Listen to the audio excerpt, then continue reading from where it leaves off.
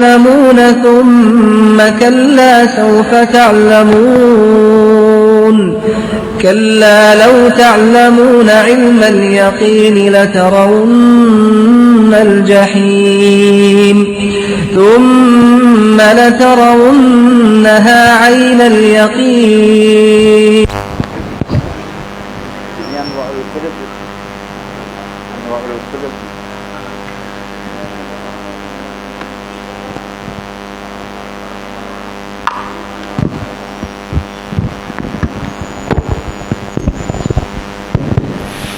Assalamualaikum warahmatullahi wabarakatuh. Bismillah, alhamdulillah, wassalatu wassalamu ala rasulillah Sayyidina Muhammadin ibni Abdillah wa ala alihi wa sahabihi wa mawala. La hawla wa la quwwata illa billah, ma ba'd. Para bapak, para ibu yang kami hormati, alhamdulillah malam hari ini kita bisa hadir dalam acara pengajian rutin malam Selasa yang diasuh oleh Habib Zaki, dan insyaallah akan bahas tentang bayani anwa'il qulub, macam-macam hati.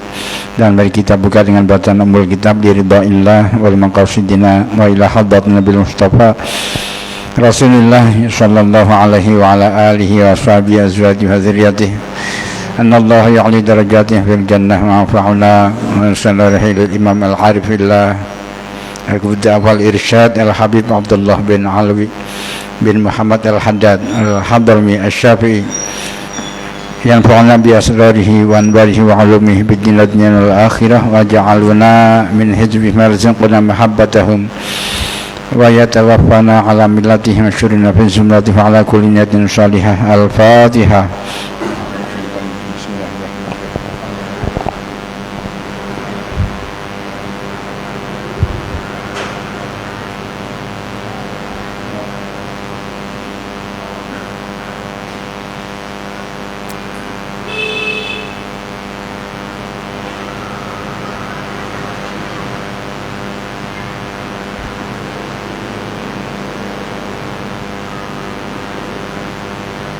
Bismillahirrahmanirrahim. Alhamdulillah wassalatu wassalam ala Rasulillah Sayyidina wa Maulana Muhammad ibn Abdullah wa ala alihi wa sahbihi wa man tabi'a sunnatahu wa ihtada bihudah. Rabbi israh li sadri wa yassir li amri wa yassir li amri wahlul 'uqdatam min lisani yafqahu qawli. Amin amin ya rabbal alamin. Amma ba'd, ikhwani rahimakumullah. Alhamdulillah, pada malam hari ini kita melanjutkan di dalam pembahasan kita di dalam kitab Nasaih Ad-Diniyah, yang mana Al-Habib Abdullah bin Alwi al-Haddad memulai di dalam nasihatnya, yaitu tentang permasalahan hati di dalam pembagian hati. Jadi perlu kita ketahui, hati ini sentral di dalam kehidupan kita. Hati ini penting, artinya sentral di dalam tubuh kita. Jadi antara hati dengan lisan itu mempunyai hubungan. Antara hati dengan lisan itu mempunyai hubungan. Maka dikatakan bahwasannya innal kalama la fi fuadi wa innama ju'ila lisanu ala fuadi dalila. Dikatakan bahwa sesungguhnya kalam itu, arti pembicaraan itu ada daripada hati. Jadi ketika munculnya daripada pembicaraan, hanya saja dijadikan lidah itu di atas hati adalah sebagai dalil, sebagai petunjuk, cermin daripada hati. Jadi lisan yang keluar daripada mulut seseorang itu cermin daripada hati. Maka dikatakan bahwasannya dalam pembahasan yang berkaitan tentang kalbu itu hati sanubari atau hati nurani. Itu itu lebih tepatnya semacam itu. Qalbun itu kalau dikatakan dalam bahasa Arab itu bermakna jantung. Ya, qalbu itu artinya jantung kalau dalam sisi bahasa Arab. Yang letaknya di sebelah kiri. Adapun hati kita ini itu namanya liver. Ya, itu kalau dalam bahasa kabid. Ya, itu namanya kabid. Kabid itu apa namanya? Hati. Tetapi yang dimaksud hati di sini bukan hati yang liver itu bukan, tapi hati di sini adalah jantung, sanubari. Itu di dalam hati sanubari kita. Makanya kita ketika habis sholat itu dianjurkan untuk meletakkan tangan kita. Sebagian mereka para ulama, aulia, ya, itu karena tajribah, mujarrab untuk meletakkan tangannya di sebelah kiri, ya, sambil membaca alam nasrah sebanyak tiga kali, ya. Itu dilapangkan hatinya yang sempit, jadi dibebaskan daripada ikatan-ikatan kesempitan di dalam kehidupan dunia. Jadi lapang itu. Makanya ada seorang penyair yang bernama Zuhair bin Abi Salma. Itu seorang penyair di zaman jahiliyah sebetulnya. Dia mengatakan lisanul fata nisfun wa nisfu fuaduhu. Lidahnya seseorang itu separuh daripada badan dia, dan separuhnya lagi adalah hatinya. Ya, falam yabqa illa surah lahmu wada. Tidak tersisa yang selain dari dua ini kecuali daging dan darah, itu cuman gambar toh. Jadi intinya ada dua itu, lisan dengan hati. Maka dikatakan apa? Ya, hadzani jauharan, ya. Jauharan. Dua ini adalah dua permata. Lidah dan hati ini adalah dua permata. Kenapa? Karena satu kesatuan, terikat. Jadi ketika dia mengucapkan zikrullah, mengucapkan sesuatu yang baik, ada rel yang menuju ke dalam hati itu tadi. Makanya ada ahli hikmah yaitu Luqmanul Hakim. Ya, Luqmanul Hakim ketika itu pernah dia mengabdi kepada tuannya. Pernah satu saat tuannya itu memerintahkan untuk menyembelih kambing. Luqmanul Hakim diperintah untuk tuannya minta untuk sembelihkan kambing, ambil yang terbaik dari kambing tersebut. Ya, serahkan sama saya. Kemudian disembelih sama Luqmanul Hakim. Setelah itu dia ambil nampan, ditaruhlah itu lidah dan jantung hati tadi itu. Jantung. Diberikanlah. Ya, kemudian tuannya ngambil aja udah. Ini yang terbaik katanya. Oh iya. Kemudian berapa saat kemudian diperintahkan lagi untuk menyembelih. Cari yang paling terburuk, cari yang tidak bagus di kambing ini, kasihkan ke anak, kasihkan ke saya. Kemudian diambil juga pakai nampan, diambil, ditaruh di atas nampannya itu lidah dan jantung itu tadi. Kemudian tanya tuannya, apa yang jadikan ente ini datangkan yang pertama saya minta yang terbaik, engkau datangkan lidah yang dan jantung dan hati maksudnya. Kemudian yang kedua saya minta yang paling buruk, engkau datangkan juga lidah dan ini jantung ini tadi. Maka dikatakan la ahsana minhuma idza hasuna. Tidak ada yang paling baik dari kedua ini kalau dia berbuat baik. Wala aswa minhuma idza sa'a. Tidak ada yang lebih buruk dari dua ini kalau dia berbuat jahat, berbuat jelek. Jadi dua ini adalah sentral yang luar biasa. Nah, kemudian kita perlu tahu pembahasan yang berkaitan hati ini sangatlah luas. Makanya di dunia sufi ini, artinya tasawuf ini, yaitu bagaimana cara tazkiyah, membersihkan hati itu bagaimana caranya, tazkiyatun nufus. Jadi kalau andai kata ada orang menghina dunia sufi dan lain sebagainya, itu karena dia tidak tahu. Kalau dulu sufi ini mendarah daging,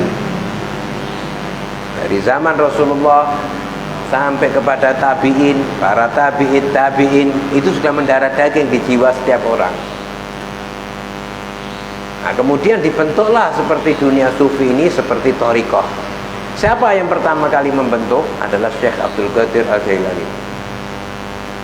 Ya, karena melihat sudah mulai pudar kalau tidak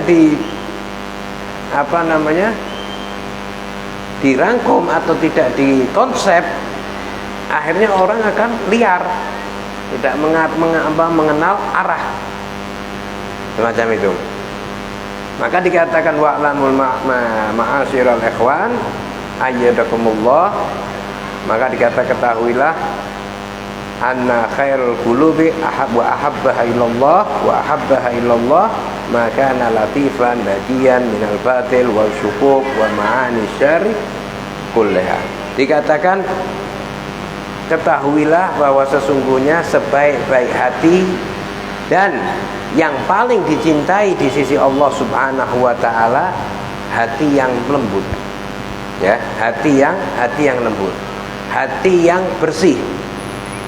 Bersih dari apa? Dari semua kebatilan. Dari semua kebatilan dan keraguan, ya. Dan keraguan. Dan juga dari semua aspek kejelekan-kejelekan atau dari semua makna-makna apa yang terlintas daripada kejelekan-kejelekan secara keseluruhan. Ya, itu juga dikatakan sebagai tempat yang hak dan wal huda dan sebagai petunjuk, dan juga sebagai dasar atau sebagai aspek makna kebaikan dan kebenaran. Itu hati. Jadi makanya dikatakan manusia ini yuladu alal fitrah. Manusia ini dilahirkan dalam keadaan suci. Fitrah di sini itu artinya Islam. Makna sebagai muhaddis ini mengatakan bahwa fitrah di sini ada yang memaknai Islam, lahir dalam keadaan Islam. Ya, tetapi yang dikatakan adalah makna secara suci. Jadi bisa dibentuk apa saja dalam hati seseorang itu. Kenapa? Karena manusia ini dalam keadaan bersih. Tidak mengenal hasud, tidak mengenal ghadab, tidak mengenal marah, dengki, ujub, riya dan lain sebagainya.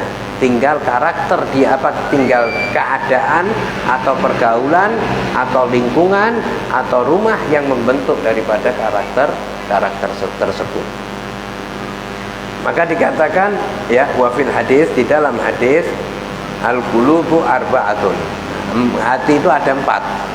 Ada 4 bagian, ada 4 cabang atau 4 bagian di dalam kita ini, dalam 4 golongan ini. Yang pertama qalbun ajradu fihi sirajun yushiru. Nah, hati yang murni, bersih, ya, yang bersih dari, ya, di dalamnya itu terpancar daripada cahaya yang bersinar-sinar. Jadi kalau kita memaknai daripada hati itu, ya, hati yang tidak ada halangan, sudah bersih, artinya tidak ada dia penghalang apapun. Jadi langsung dia, karena setiap diri manusia, setiap manusia itu mempunyai sumber.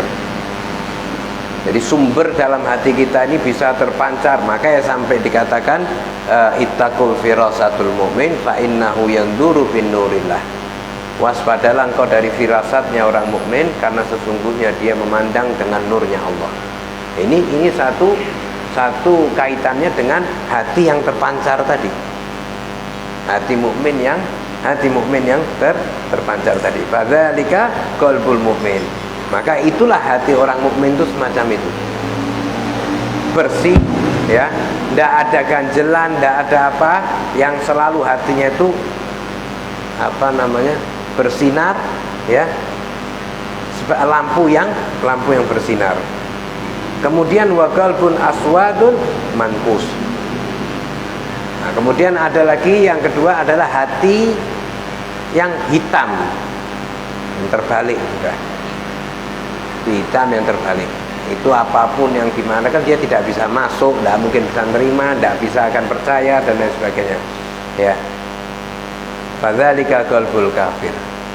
Maka inilah hatinya orang kafir itu semacam itu. Ya, hati orang kafir. Jadi tidak bisa, ya, hati dia hitam, hati dia terbalik, ya. Jadi tidak bisa menerima daripada rahmat Allah, tidak bisa menerima nasihat, tidak bisa akan menerima daripada agama-agama semacam kita, agama-agama kita. Ya. Jadi tidak akan mampu kita untuk memberikan illa hidayah. Kan wa ma rasulun illa balagh. Tidaklah seorang rasul itu menyampaikan. Ya. Jadi Rasulullah itu ketika itu menyampaikan saja. Hidayah dari siapa? Dari Allah. Ya, tidak ada yang mampu semacam itu. Wa qalbun marbud, ya, wa qalbun marbudun ala ghilafihi. Yang ketiga ini adalah hati yang terbelenggu atau hati yang terikat dengan kulitnya. Jadi apa dengan kulitnya. Maka saya fadzalika qalbul munafiq. Maka itu hatinya orang munafik. Ya, kalau hati orang munafik, ya munafik di mana dia menguntungkan di situ dia ngikuti. Ya, jadi tidak mempunyai keimanan, ya. Dia ketemu orang yang syar, ya dia ikut syar, yang dia ikut orang syirik ya jadi musyrikin, yang jadi azam munafik waliyadzubillah. Munafik ini bukan hanya orang katakan bermuka dua, tidak. Tapi munafik ini dhahiruhu Islam, dhahiruhu Muslim, wa batinuhu kafir. Zahirnya Islam tapi batinnya kafir. Itu orang munafik. Ya, itu orang munafik. Kemudian wa qalbun musfahun fihi iman wan nifaq. Yang keempat ini, yang terakhir ini adalah hati yang datar. Ya, hati yang datar yang terdapat di dalamnya itu ada keimanan, ada kemunafikan. Ya, ada keimanan, ada kemunafikan. Ini yaitu hati yang datar. Seperti apa dikatakan famatsalul iman fihi matsalul bagala yamudduha ma'ul adab, ya, yamudduhal ma'ul adbu. Dikatakan hati yang datar, di situ terdapat keimanan, di situ terdapat kemunafikan. Itu seperti apa? Bagla itu seperti tanaman, ya, tanaman sayur dan lain sebagainya. Itu tanaman yang mana dia itu akan tumbuh, akan merambat, akan manjang dengan apa? Dengan air yang tawar. Seperti contoh kita taruh tanaman, kita sirami atau suruh atau binahong atau apapun, ketika kita tahu dia akan merambat terus. Kenapa? Karena air tadi. Jadi akan hidup. Ya, akan hidup. Ya. Maka dikatakan itu wa masalun nifaqu fihi masalul qurhah yamudduhul kaih wasadid. Nah, ini tadi itu wa famasalul iman fihi. Ya, itu seperti iman. Tadi itu seperti iman. Ya, iman yang dikategorikan dia seperti tanaman tadi, yang mana dia akan terus tumbuh, yang mana dia akan terus merambat dengan apa? Dengan air. Maka keimanan itu jikalau dia pupuk dengan kebaikan, maka dia akan menjadi apa? Menjadi tumbuh dengan baik. Dengan apa tadi? Dengan air yang tawar. Perumpamaan air tawar itu apa? Yaitu ketaatan, semua bentuk kelakuan baik dan lain sebagainya, pembersihan daripada jiwa. Itu dikatakan seperti daripada ma'ul adab. Nah, adapun dikatakan perumpamaannya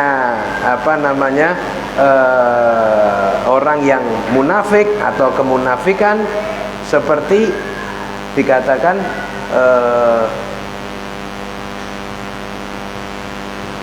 Wa mathalun nifaqi fihi mathalul qurhatil yamudduhal qaihu wassadid. Lah adapun seperti koreng atau kudis itu permisalan daripada kemunafikan itu seperti koreng atau kudis yang mana dia akan merambat, dia akan tambah besar kalau dengan apa? Dengan nanah ataupun dengan darah. Jadi kalau andai kata dia akan membusuk, akan infeksi dan lain sebagainya itu. Jadi apa namanya? Itu permisalan kemunafikan. Waliyadzubillah. Jadi orang yang waliyadzubillah dari apa mempunyai daripada penyakit munafik, ya, dia melakukan perkara-perkara yang bersifat munafik, yaitu tadi, maka itu akan tumbuh terus, akan grogoti itu, ya, akan grogoti terus, ya. Maka fa'ayu maddataini ghalabat alaihi dhahabat bihi. Maka dua unsur ini mana yang lebih unggul, ya? Maddataini artinya dua unsur ini mana yang lebih unggul, iman atau kemunafikan? Jikalau salah satu yang lebih unggul, maka hilang yang satunya. Keimanan lebih unggul, kemunafikan hilang. Kemunafikan unggul, keimanan hilang. Waliyadzubillah. Nah ini, maka dikatakan qultu wa dhahiru ayat anna hadzal qalbal akhirah wa wasafa qulubul ahli taqlidi wa tafridi min amatil muslimin. Nah ini yang apa namanya, yang sifat yang keempat ini nampak, ya, bahwasannya sifat yang terakhir ini adalah ini sifat kebanyakan orang-orang muslim daripada sifat yang keempat ini. Jadi antara tengah-tengah dia berarti berada di jurang di tengah-tengah keimanan dan kemunafikan. Ini apa namanya, perlu kita ketahui makna yang dalam di dalam masalah hati. Tapi insya Allah nanti akan kita jelaskan lebih lanjut di dalam masalah hati ini, tentang bagaimana tazkiyahnya dan lain sebagainya, bagaimana cara pembersihannya dan lain sebagainya. Karena apa? Karena ketika orang bisa kontrol di dalam hatinya, maka dia akan lezat di dalam ibadahnya. Itu, ya. Jadi dia bisa lezat di dalam ibadahnya. Mungkin ini yang bisa saya sampaikan. Kurang lebihnya minta maaf. Wal afu minkum. Wassalamualaikum warahmatullahi wabarakatuh.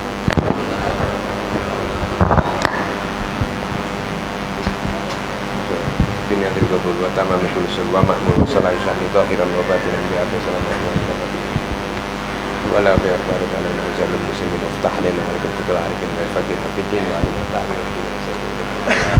hakikatnya kita harus